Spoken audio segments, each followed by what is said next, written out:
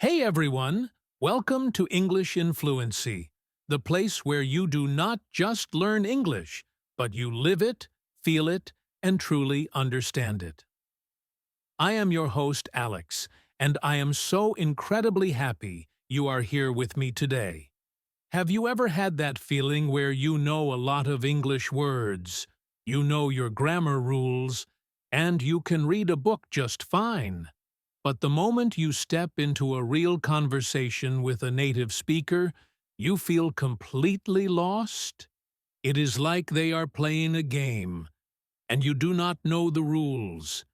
You catch a word here and there, but by the time you translate it in your head, the conversation has already moved on to something else.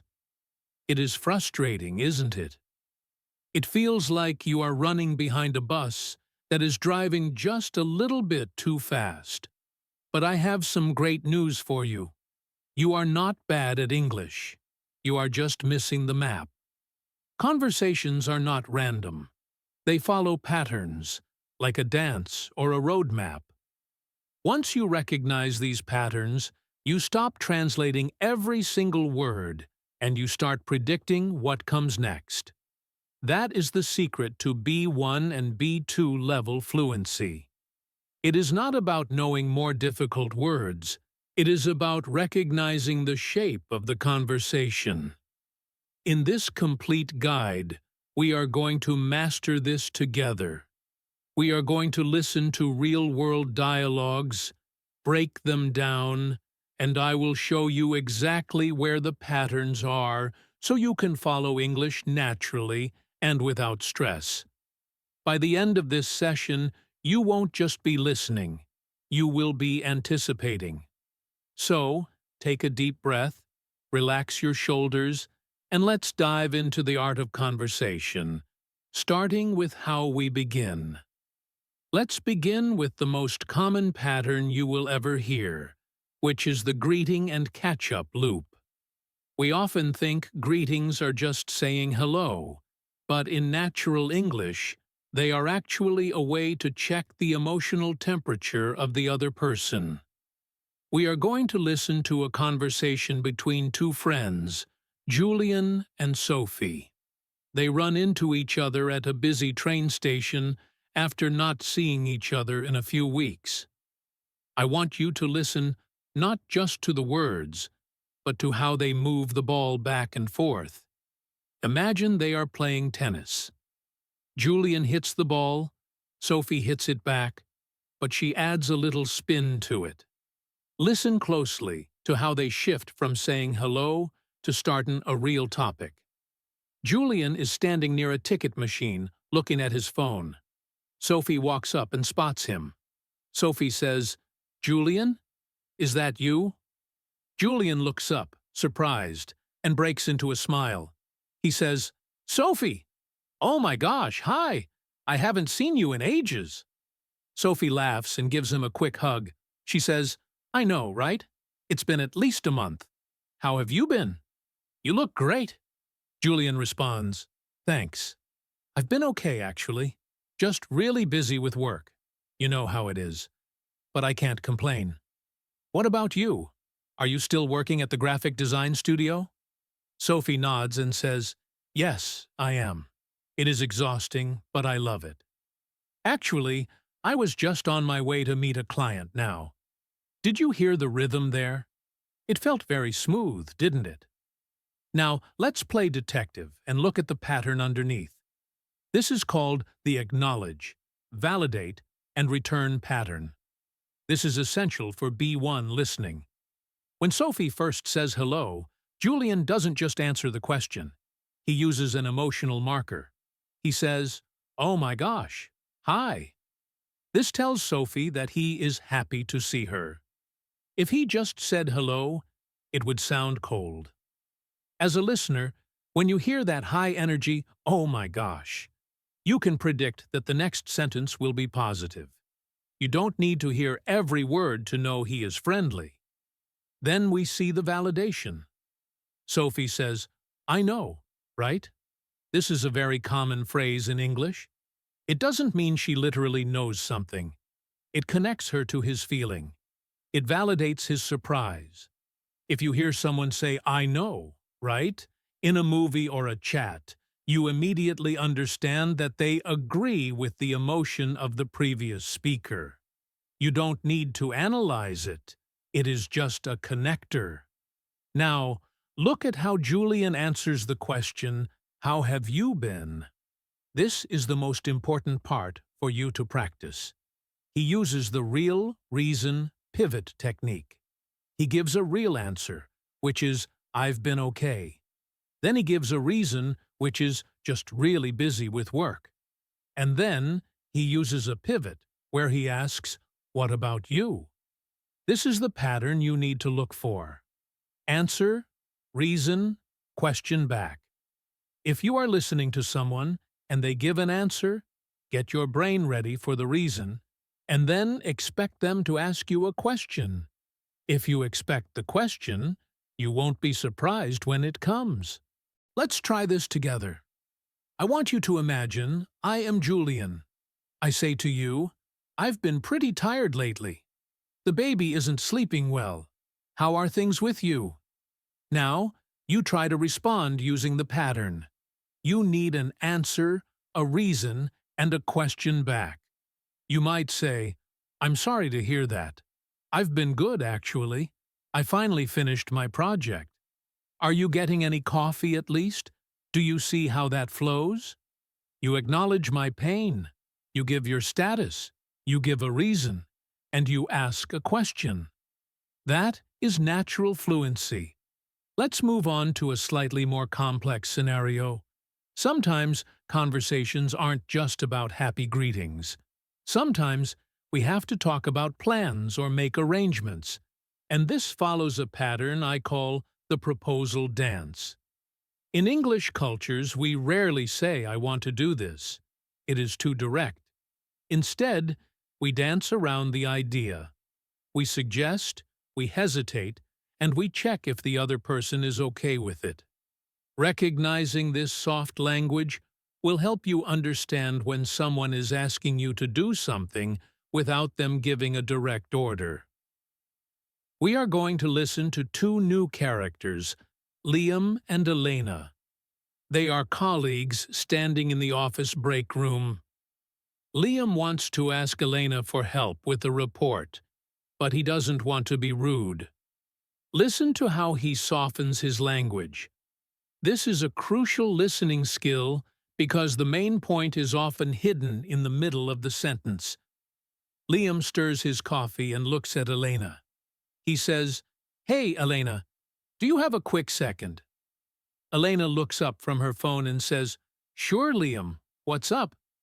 Liam takes a breath and says, "Well, I was looking at the quarterly figures, and I'm a bit stuck on the marketing section.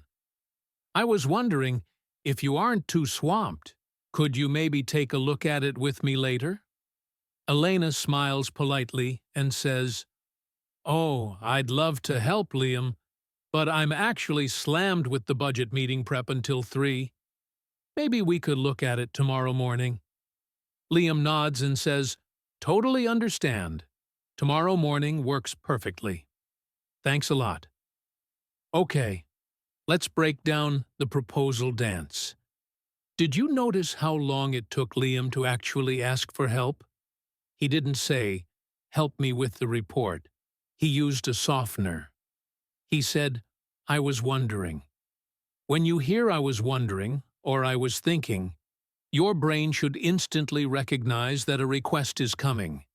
He is about to ask for something. This is a huge clue for your listening. You don't need to focus on "I was wondering." You need to focus on the verb that comes after.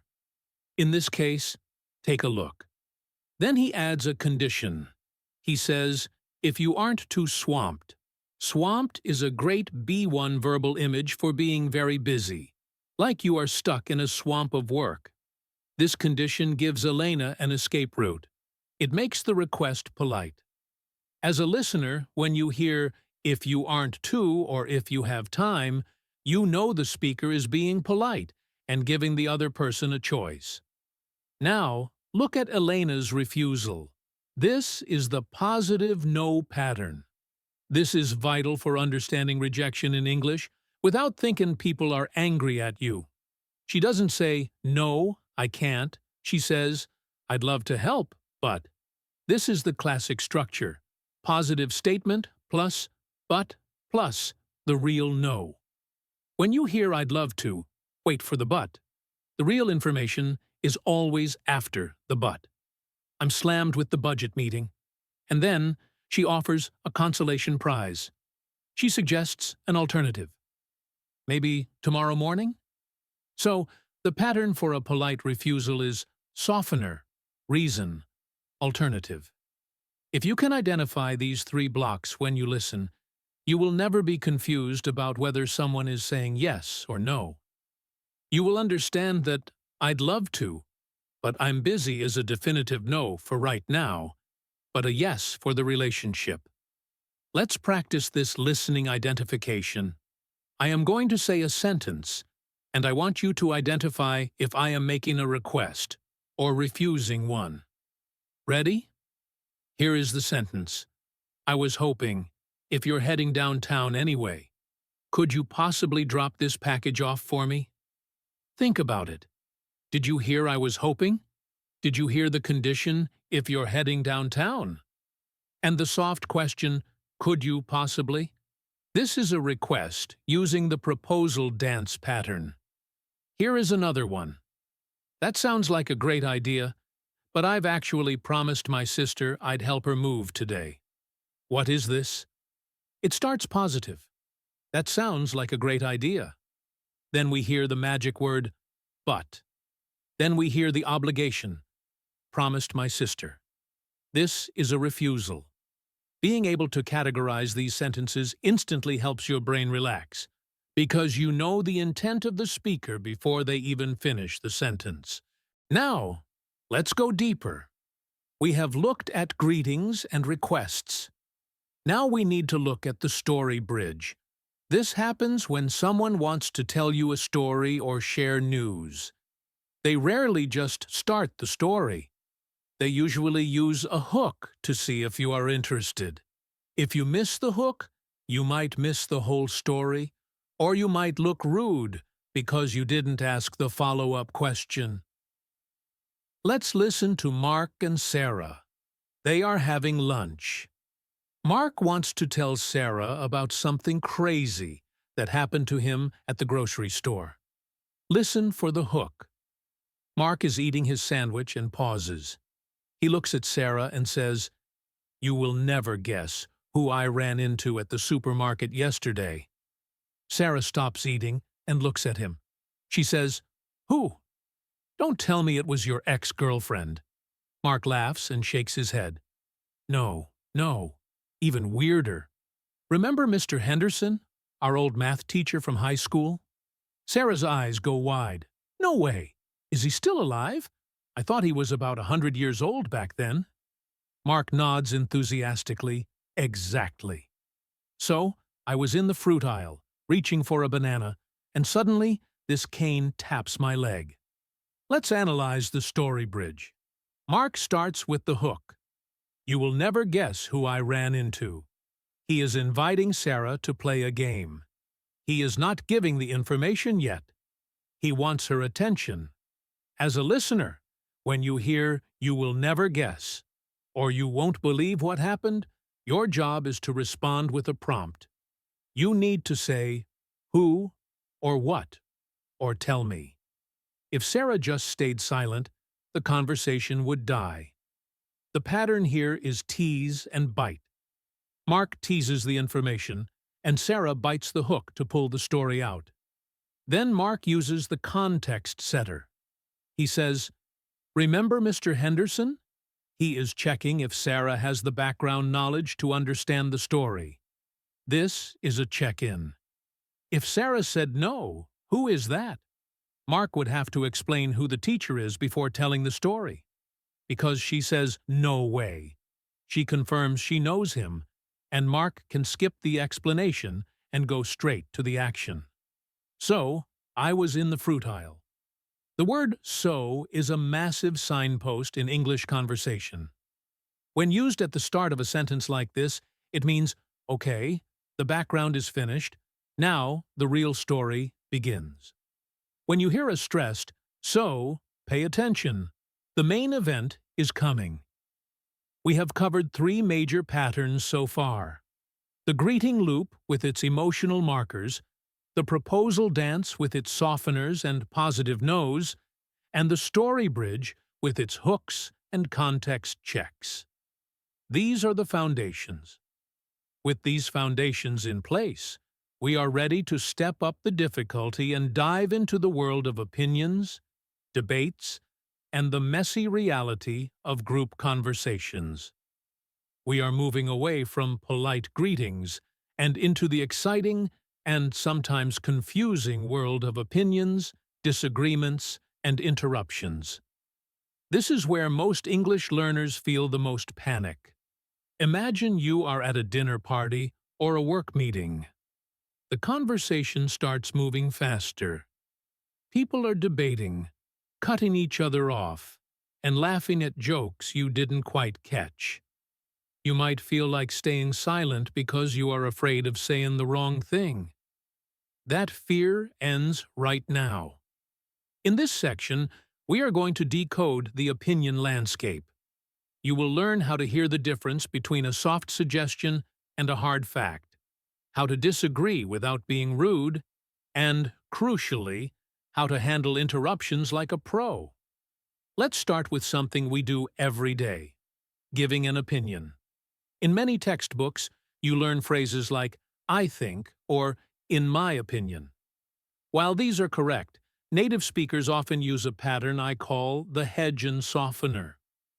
We rarely serve an opinion raw. We cook it first to make it easier to digest. We do this to avoid conflict and to leave room for other people to speak. If you miss the hedge, you might think someone is being uncertain when they are actually being critical. Let's listen to a conversation between two colleagues, Nina and Marcus. They are discussing a presentation given by their boss earlier that morning. It wasn't very good, but listen to how careful they are with their language. They are testing the waters to see if the other person agrees before they say what they really think. Nina leans over to Marcus's desk, lowering her voice slightly. She says, "So, Marcus, what was your take on the new marketing strategy presentation this morning?" Marcus sighs quietly, spins his pen, and looks around. He says, "Honestly? I mean, to be fair, I think the general idea has some potential. It wasn't terrible." Nina raises an eyebrow and smiles knowingly. She says, "Right, it has potential. But don't you feel like the timeline is a bit, I don't know, optimistic?" Marcus laughs and says, "Optimistic is a polite word for it. Frankly, I'm not sure we can pull it off in 3 months. It seems a little unrealistic to me. Did you hear that dance? It is subtle, but it is everywhere in English. Let's break down the hedge." Marcus starts with honestly or to be fair. These are signal words. When someone starts a sentence with to be fair or don't get me wrong, they are about to say something negative, but they want to sound balanced. It is a warning sign. He says, "It wasn't terrible." In English, when we use a negative word like terrible with a hesitation, we usually mean it wasn't good, but we are too polite to say it was bad. This is called litotes, or understatement. If you hear it wasn't the best, it often means it was the worst. Then look at Nina's response. She uses the invited criticism pattern. She asks, "Don't you feel like—" She isn't asking a real question. She is inviting Marcus to agree with her criticism. And she uses the word optimistic. In the business world, optimistic is often a code word for impossible. If your boss says your plan is ambitious or optimistic, they are telling you it is going to fail, but they are doing it nicely. Recognizing these code words, optimistic, interesting, unique, bold, is key to B1 and B2 listening. They often mean the opposite of their dictionary definition depending on the tone. Let's try a practice scenario. I am going to give you a statement, and I want you to figure out what I really mean. Imagine I visit your house.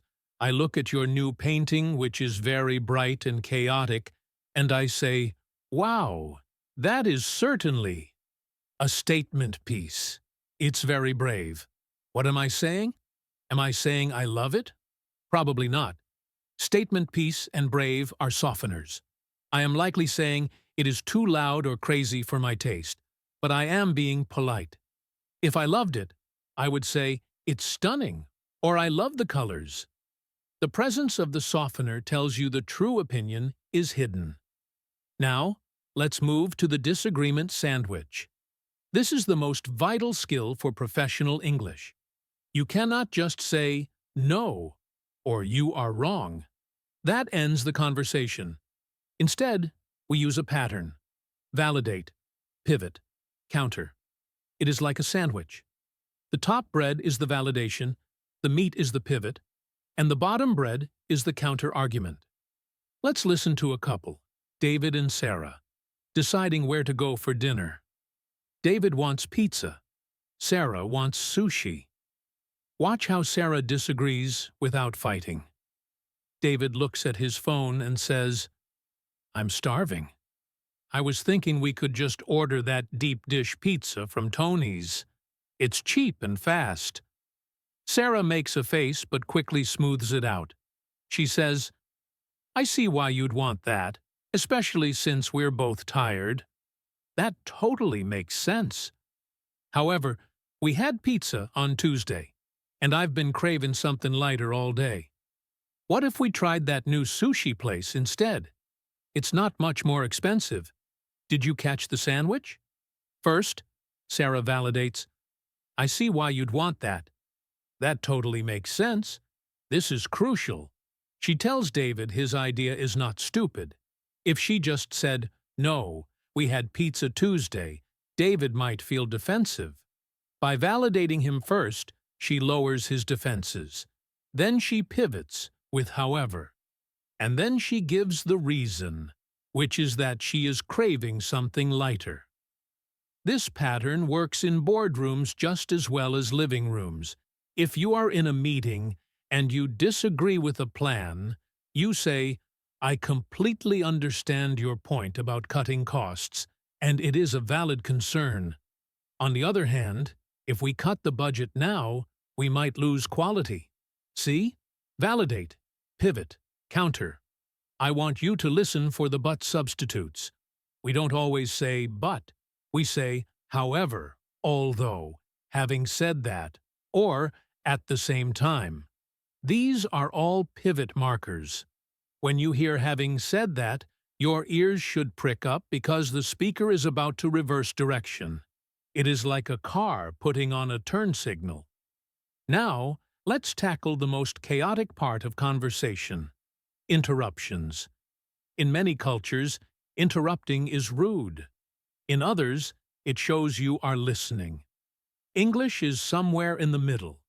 We have two types of interruptions: the steal and the support. Recognizing which is which will save you a lot of anxiety. The support interruption is when you talk over someone to show you agree or are excited. You are not trying to stop them. You are trying to push them forward. We call this back-channeling. Let's listen to three friends, Tom, Jenny, and Mike, talking about a football game. Notice how they talk on top of each other, but nobody gets angry. Tom says, "Did you see that final goal in the last minute? I literally jumped off my couch." Jenny jumps in immediately, overlapping him. "Oh, I know. It was insane. I couldn't believe he made that shot from that angle." Mike interrupts both of them. "And the goalie. The goalie didn't even see it coming. He was looking the other way." Tom laughs and says, "Exactly. It was the best match of the season, hands down. This is cooperative overlapping. They are building a tower of excitement together. They use short phrases like, I know, exactly, right, no way, while the other person is still talking. If you are listening to a group of native speakers and it sounds like everyone is shouting at once, don't panic. Look at their faces. Are they smiling? Are they nodding? If yes, they are supporting, not stealing. You don't need to understand every single word here. You just need to catch the main topic, the goal, and the emotion, excitement. However, there is the steal. This is when someone wants to change the topic or take the floor. This usually happens with a change in volume and specific entry phrases. Let's hear a work meeting where this happens. The manager, Linda, is speaking. She says, so we need to make sure the reports are filed by Friday so that accounting has time to… Suddenly, a colleague, Robert, speaks louder than her. Sorry to interrupt, Linda, but can I just jump in here for a second? It's just that accounting is actually closed on Friday for the holiday. Linda stops and says, oh, right. I forgot about that. Go ahead, Robert. Robert used an entry phrase. Sorry to interrupt, or can I just jump in? He also raised his voice slightly to claim the space. As a listener, when you hear, can I just add something? Or, wait a minute. You know the speaker's serves are changing. The ball is passing to a new player. Now, how do you handle it if someone interrupts you? You need the hold the floor pattern. If you are speaking and someone tries to cut in, but you aren't finished, you can use a polite blocker. You can say, just a second, let me finish my thought, or I'll get to that in a moment. Listen to Linda again. Imagine Robert tries to interrupt, but Linda isn't done. Linda says, so the reports need to be… Robert starts, but wait, Linda raises her hand slightly and continues, just let me finish this point, Robert, and then I want to hear your thoughts. So, as I was saying, this is a power move, but a polite one. As I was saying is the reset button. It tells everyone I am going back to where I was before the interruption. If you hear, as I was saying, or anyway, it means the interruption is over and the main track is back on. Let's integrate all of this. We are going to listen to a longer, more complex dialogue involving three people, Alice, Ben, and Clara. They are planning a surprise birthday party for their friend, John. They have different opinions, they will disagree, and they will interrupt each other. Your job is to spot the patterns, the hedge, the disagreement sandwich, and the support interruption. Alice starts, okay guys, for John's 30th, I was thinking, maybe a surprise picnic at the lake. It could be really nice and relaxed. Ben rubs his neck and looks doubtful. He says, a picnic? I mean, I love the idea of being outside, don't get me wrong. It sounds lovely. But honestly, it's November. The forecast says it might rain, and John hates the cold. Clara jumps in excitedly. Oh, that's true.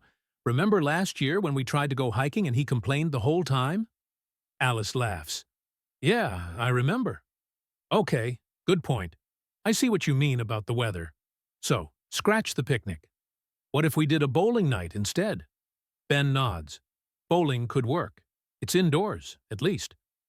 Clara interrupts again, but this time a bit more hesitantly. Actually, can I just say something? Bowling is fun, but isn't it a bit loud? You know how John likes to actually talk to people. A bowling alley might be too noisy for a 30th. Alice sighs but smiles. You guys are tough critics today. Okay, I hear you. No picnic, no bowling. What do you suggest then? Let's analyze that. Did you hear Ben's hedge? I love the idea. Don't get me wrong, but honestly, he softened the blow before killing the picnic idea. He didn't say, that's a stupid idea. He said, it might rain. He attacked the weather, not Alice. This is a key diplomacy skill. Did you hear Clara's support interruption? Oh, that's true. Remember last year? She cut Ben off, but she did it to support his point. She added evidence to his argument. Then look at Clara's second interruption. She used a steel phrase. Actually, can I just say something? She wanted to pivot the conversation away from bowling. And she used a hedge word. Isn't it a bit loud? She didn't say, it is too loud. She made it a question. This invited Alice to agree, rather than forcing her. Finally, notice Alice's acceptance. She says, I hear you. This is the ultimate validation. It means I understand and I accept your feedback. Now that we have navigated the stormy waters of disagreements and interruptions and mastered the mechanics of greetings, we are ready to master the final, and perhaps the most important, skill of all: the art of the finish. We are going to talk about how to end conversations without being rude, how to understand the wrap-up summary, and finally, we are going to tackle the final boss of English fluency: sarcasm and humor. Have you ever been stuck in a conversation that you desperately wanted to leave, but you just didn't know how to escape? You keep nodding, the other person keeps talking, and you feel trapped. Or have you ever walked away from a conversation feeling like it ended awkwardly, like you just fell off a cliff? That is because, just like an airplane needs to descend slowly before it lands, a conversation needs a pre-closing phase. You cannot simply say goodbye and walk away. That is considered very abrupt and even aggressive in English culture. We need to signal our intention to leave before we actually leave. This is the exit strategy, and it follows a very specific pattern: the signal, the reason, and the future reference. Let's listen to a scenario at a networking event or a party. We have two new characters, Leo and Diana. They have been talking for about 10 minutes, but Leo needs to go find his other friends. Listen to how he doesn't just stop talking. He builds a bridge to the exit. Leo laughs at Diana's joke and nods enthusiastically. He says, "That is such a funny story. I can totally see that happening." He pauses for a brief second, checks his watch subtly, and takes a small breath. He says, "Listen, Diana, it has been so great catching up with you, but I actually need to run and find my sister before she leaves. I promised her I'd help her with her bags." Diana smiles and says, "Oh, of course. Don't let me keep you. It was lovely to see you too." Leo smiles and steps back. He says, "We should definitely grab coffee soon, though. I want to hear the rest of that story." Diana nods. "Absolutely. Text me next week." Leo says, "Will do." "Take care, Diana. Let's freeze that moment. This is a masterclass in social grace." Leo used the signal. He said, "Listen, Diana, it has been so great catching up." When you hear a sentence start with "listen" or "well," followed by a compliment about the conversation, it is a flashing red light that means the conversation is ending. He validates the interaction first. He makes Diana feel good. Then he gives the reason.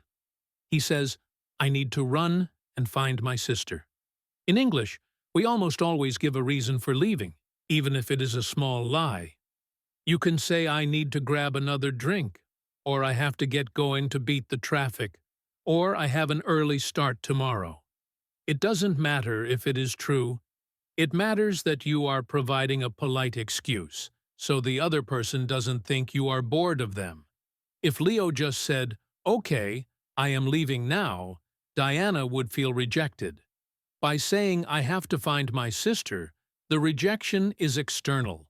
It is the sister's fault, not Diana's. Then, look at Diana's response. She uses the release phrase. She says, "Don't let me keep you." This is a beautiful phrase to learn.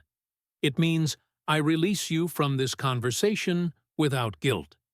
If you hear someone giving an excuse to leave, you can make them feel comfortable by saying, "Oh, I won't keep you," or "I'll let you get on with your night." It shows you are socially intelligent. Finally, we have the future reference. Leo says, "We should grab coffee soon." This is the open loop. It suggests that the relationship is not over, just this specific conversation. Whether they actually grab coffee is not the point. The point is that the door is left open. This three-step dance, signal, reason, future reference, is how 99% of polite English conversations end. If you can recognize the signal, you can prepare your release phrase, and the exit will feel smooth and natural. Now, let's move to a slightly different context. The professional wrap-up. In a business setting or when making plans, we don't just drift away. We need to confirm what just happened. This is called the summary check. If you miss this part, you might leave a meeting thinking you need to write a report, while the other person thinks they need to write it. Let's listen to Ethan and Chloe. They are finishing a planning session for a road trip. Listen to how they switch from brainstorming to summarizing. Ethan looks at his notepad and taps his pen. He says, "Okay, I think we have a solid plan." Just to recap, so we are on the same page. I am going to book the rental car and the first hotel, and you are going to handle the playlist and the snacks. Is that right? Chloe nods and checks her phone. Yep, that sounds right. And I'll also message Mark to see if he wants to join us for the second leg of the trip. Ethan points at her. Right, forgot about that. Perfect. So, I'll book the car tonight and send you the confirmation. Chloe smiles. Awesome, this is going to be great. Did you hear the phrase, "just to recap," or "so we are on the same page"? These are your anchors. When you hear "just to recap," your brain should switch modes from creative to logical. The speaker is about to list the action items. This is the most critical moment to listen carefully, because this is where the commitments are made. Ethan lists his duties, then Chloe's duties, and asks, "Is that right?" This is a pattern you can use, too. If you are ending a conversation with a doctor, a teacher, or a boss, you can say, "So, just to make sure I understand, I need to," and then list what you think you need to do. It is a safety net. It prevents misunderstandings. Now, we are going to shift gears completely. We are entering the danger zone. We are entering the world of sarcasm and humor. This is often the hardest part for B1 learners because the words say one thing, but the meaning is the complete opposite. Sarcasm is very common in English, especially in British, American, and Australian cultures. We use it to bond, to complain about bad luck, or to be playful. If you take the words literally, you will be confused. You need to listen to the tone and the context.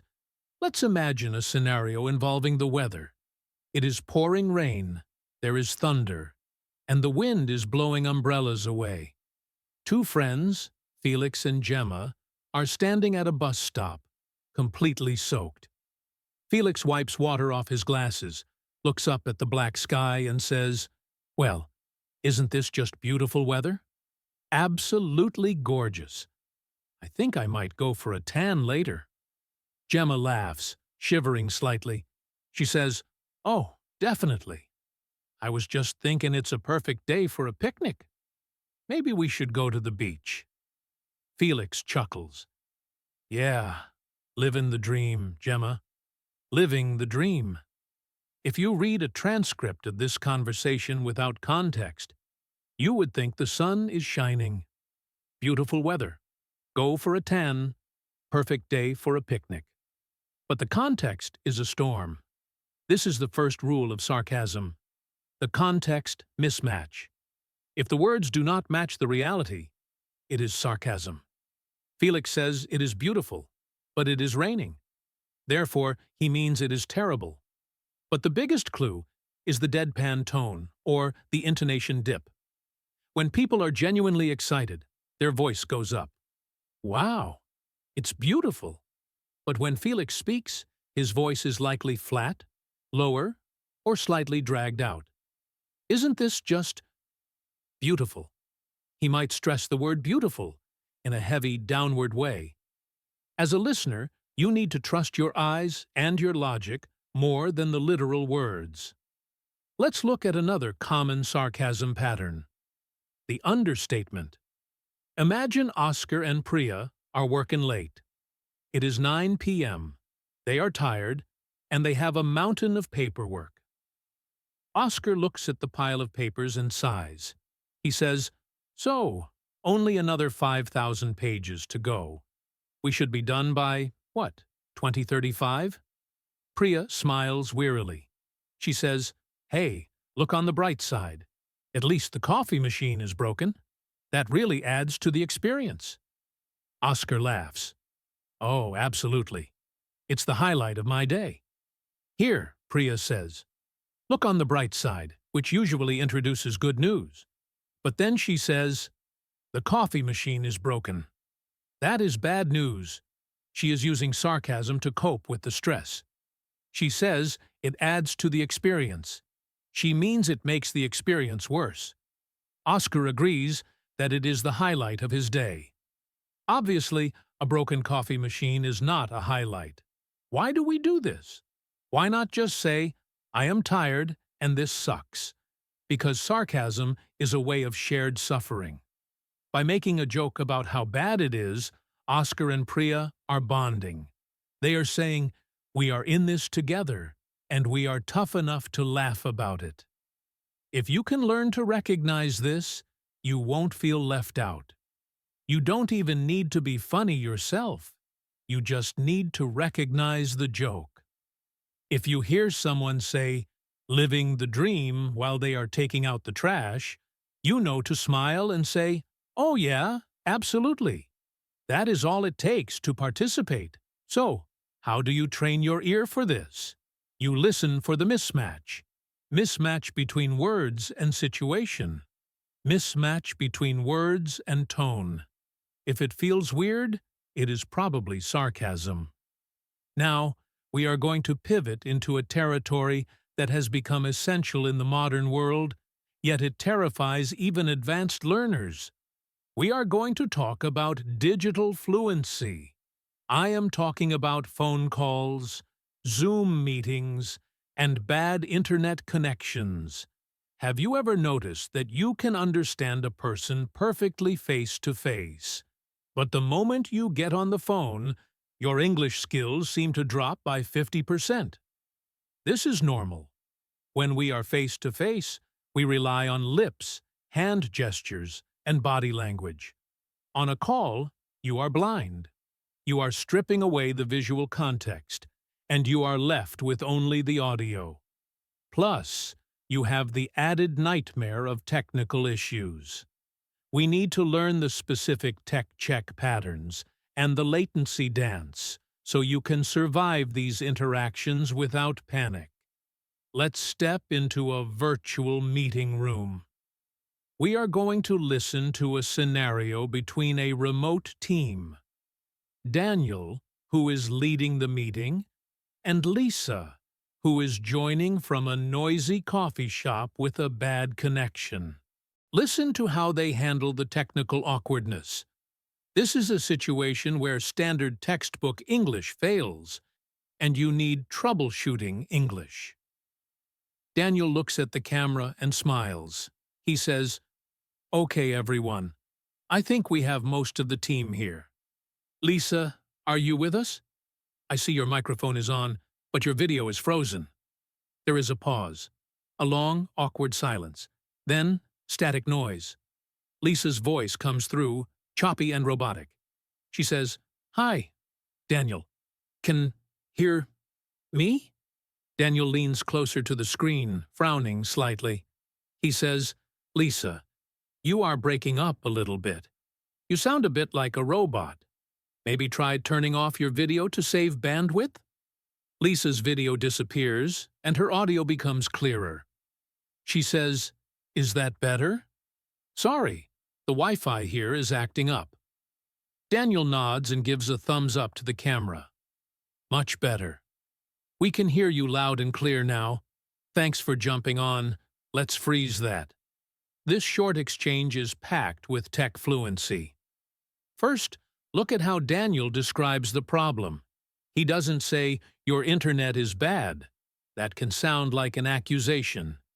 He says, "You are breaking up." This is the standard phrase for when audio is cutting in and out. He also uses a metaphor. "You sound like a robot." This adds a touch of humor to a frustrating situation and lets Lisa know exactly what the distortion sounds like. If you are on a call and you can't hear someone, do not just say, "Repeat." Say, "You're breaking up," or "We lost you for a second there." It puts the blame on the technology, not the person. Then, look at the solution. Turn off your video to save bandwidth. This is a standard B2/C1 phrase in the remote working world. Bandwidth is the capacity of the internet connection. Suggesting this shows you understand how the technology works. And finally, the confirmation. Loud and clear. This is the opposite of breaking up. It is the military standard way of saying the audio is perfect. But what happens when the problem isn't the internet, but the dreaded mute button?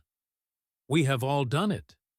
You talk for 2 minutes, delivering a brilliant speech, and then you realize nobody heard a word.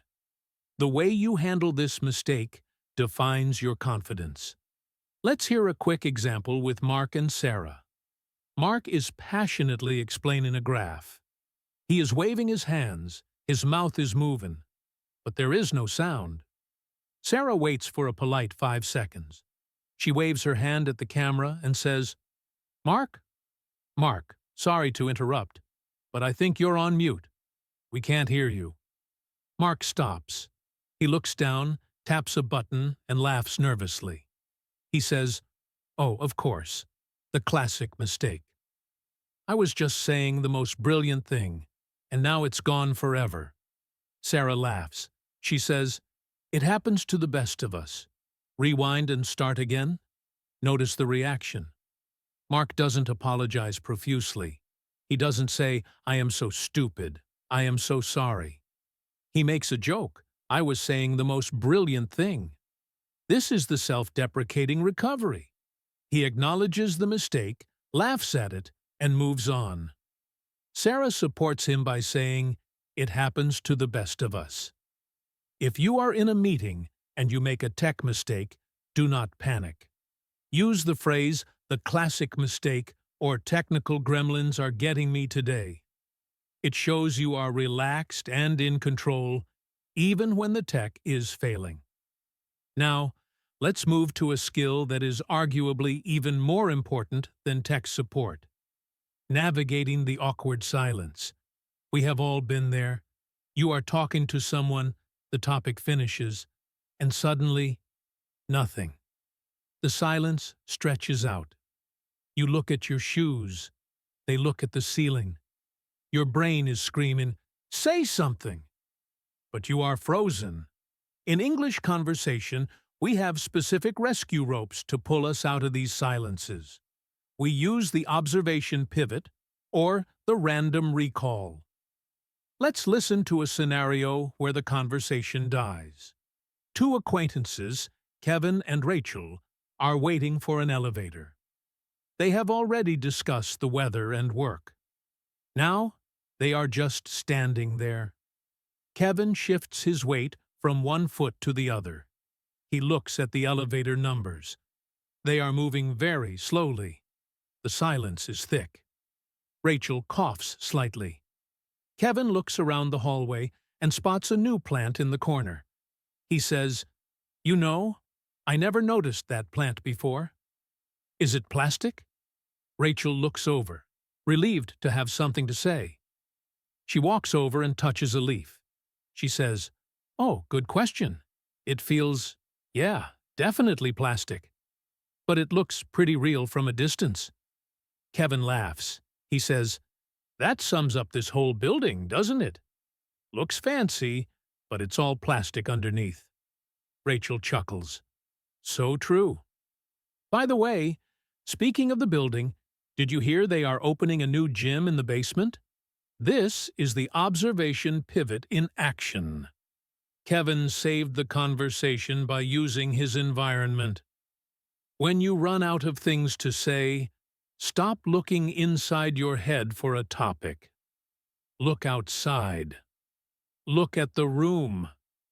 Is there a strange painting? Is the coffee machine making a weird noise? Is the view from the window interesting? Commenting on the shared environment is the safest way to restart a chat because you both have access to it. Kevin didn't ask Rachel a deep personal question like, "What is your biggest fear?" That would be weird. He asked about a plant. It is low stakes, but it got the ball rolling again. Then, look at how Rachel used the random recall. She used the phrase, "Speaking of," "This is your magic bridge," "Speaking of the building," allows her to transition to a new topic, the gym, that is loosely related to the current one, the plant/building. You can use this link for almost anything.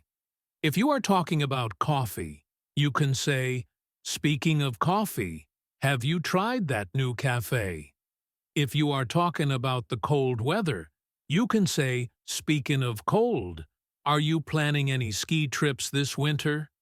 It is a loose connection, but it works to keep the flow moving.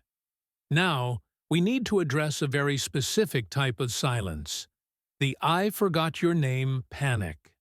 This is a high-stress situation. You meet someone you have met before, they say hello, they know your name, but you are staring at them and your mind is completely blank.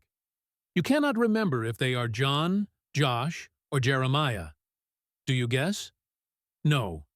If you guess and get it wrong, it is insulting. Do you avoid using their name? You can, but it gets tricky. The best strategy is the honest reset. Let's listen to Julia and, well, Julia doesn't know who he is. Let's call him Mystery Man. Mystery Man walks up to Julia at a conference. He smiles broadly. "Julia, great to see you again. It's been, what, a year since the Tokyo event?" Julia smiles back, her eyes wide. She recognizes his face, but the name is gone. She decides to be brave. She says, "It is so good to see you. I can't believe it's been a year." Listen, I am going to be completely honest with you. My brain is absolutely fried from all these sessions, and I am blanking on your name right now. I am so sorry. Help me out? The man laughs warmly. He says, "No worries at all, Julia. It happens. It's Ben. Ben from logistics." Julia claps her hands. "Ben? Of course!" "I am so sorry, Ben. As soon as you said it, it clicked. How have you been? Did you hear how Julia handled that?" She didn't lie. She didn't try to fake it. She used the external blame. She blamed her brain being fried, which means exhausted, from the sessions. She didn't say, "You are not memorable." She said, "My brain is not working." This protects Ben's ego. Then she asked directly, "Help me out?" This is a friendly, collaborative way to ask. Most people will respect your honesty. And notice the follow-up. As soon as you said it, It clicked.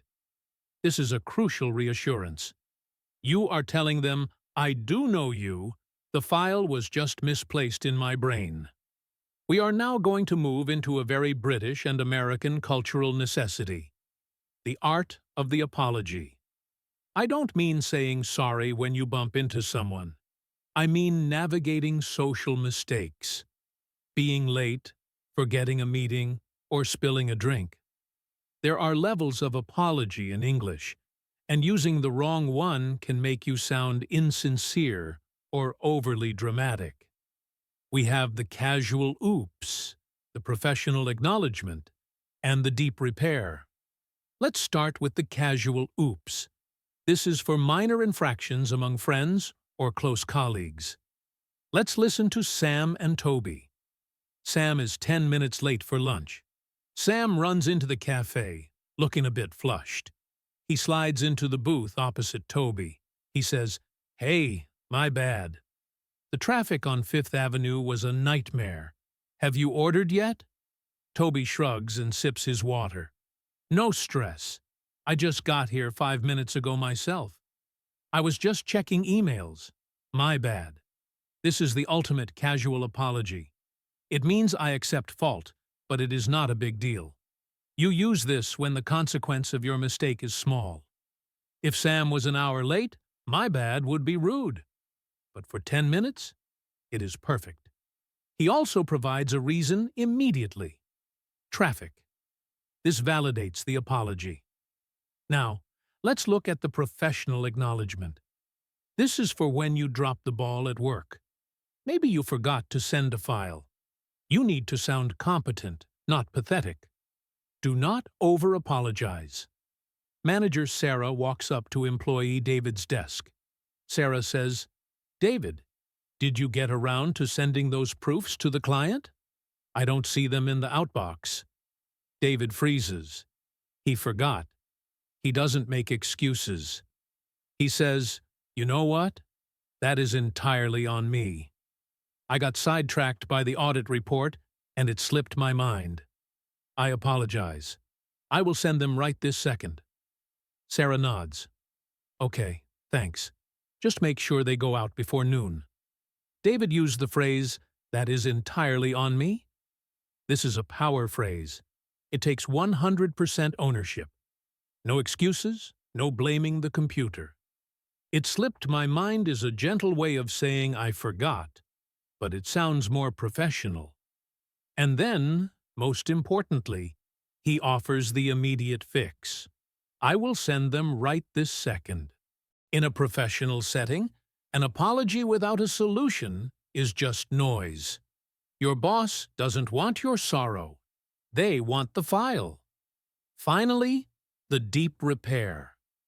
This is for when you have actually hurt someone's feelings or caused a real problem. This requires the vulnerability pattern. Let's listen to two friends, Alice and Jenny. Alice made a joke about Jenny's new haircut yesterday, and Jenny got upset. Alice knocks on Jenny's door. Jenny opens it, looking a bit cold. Alice says, "Hey, Jenny, do you have a minute? I wanted to talk about yesterday." Jenny crosses her arms. "Sure.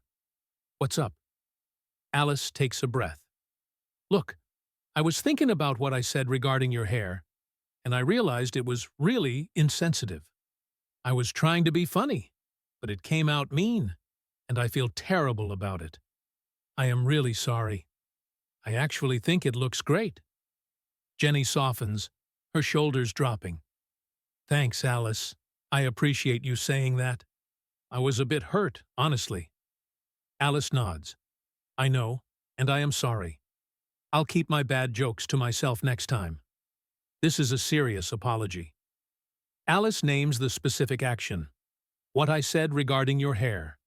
She acknowledges the impact. "It was insensitive." She expresses remorse.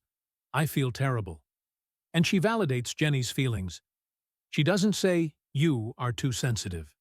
She says, "I was mean." This restores the relationship. As a listener, hearing the difference in tone between "my bad" and "I feel terrible" tells you everything about the gravity of the situation. We are entering the final stretch of our masterclass now, and I want to cover one last vital topic: the weekend trap. If you work in an English-speaking environment, or even if you just have English-speaking friends, you will face the Monday morning inquisition. Everyone asks, "How was your weekend?" And 90% of English learners say, "It was good. I rested." And the conversation dies. A tragic death. Native speakers use the weekend update as a springboard for connection. They don't just want facts, they want a hook. We use the two-point turn strategy: general adjective plus specific detail. Let's listen to the wrong way and then the right way. First, the wrong way. Colleague says, "Hey Alex, how was your weekend?" Alex says, "It was good. I went to the park." Colleague says, "Oh, nice." And then there is silence. End of conversation. Now, listen to the right way using the two-point turn. Colleague says, "Hey Alex, how was your weekend?" Alex says, "It was actually really relaxing, thanks. We ended up going to that new park by the river. The one with the massive food trucks? Have you been there yet?" Colleague says, "Oh, the one near the bridge? No, I haven't, but I've heard the tacos are amazing." Alex says, "They are incredible. You have to go." See the difference? Alex used a general adjective which was relaxing, and then a specific detail which was massive food trucks. And then, the cherry on top, he used a pivot question, asking, "Have you been there?" This turns a boring question into a review of local food. Let's practice this. I am going to ask you, "How was your weekend?" Do not say good. Think of one specific thing you did. Did you cook pasta? Did you watch a weird documentary? Did you sleep for 12 hours? Now, frame it. It was adjective. Specific detail. How about you? For example, it was quiet. I finally watched that documentary about squids. It was surprisingly intense. How about you? Did you get up too much? By adding that one specific detail about the squids, you give me something to ask about. Squids? Why squids? Now we are talking. Now we are fluent. We have traveled a long way together in this document. We started with the simple hello, navigated the complex emotional waters of disagreements, learned to say goodbye and understand sarcasm, and in these final sections, we have conquered the digital world, the awkward silences, and the social rituals of apologies and small talk. You now possess a complete map. You can see the skeleton of the language. When you hear a conversation now, you won't just hear a stream of noise. You will hear, "Ah, that was a hedge. Oh, she is using a softener. He is doing the weekend two-point turn. That was a support interruption." This awareness is your superpower. It allows you to relax. You realize that English speakers are just following a script, just like you. And now that you have the script, you can improvise. You can play. You can be yourself, just in a different language. I want you to do one thing for me this week. Pick one pattern we discussed. Just one. Maybe it's the "my bad" apology. Maybe it's the speaking of pivot. And I want you to use it. Force it into a conversation. See what happens. Watch the other person's face. They probably won't even notice, which is the point. It will feel natural. It will feel fluent. Thank you for sticking with me through this massive journey. This masterclass has been a marathon, not a sprint, but you just ran a very impressive race. This is Alex, from English in Fluency, signing off for real this time. Keep your ears open, keep your chin up, and keep chatting. I will see you in the next masterclass. Goodbye.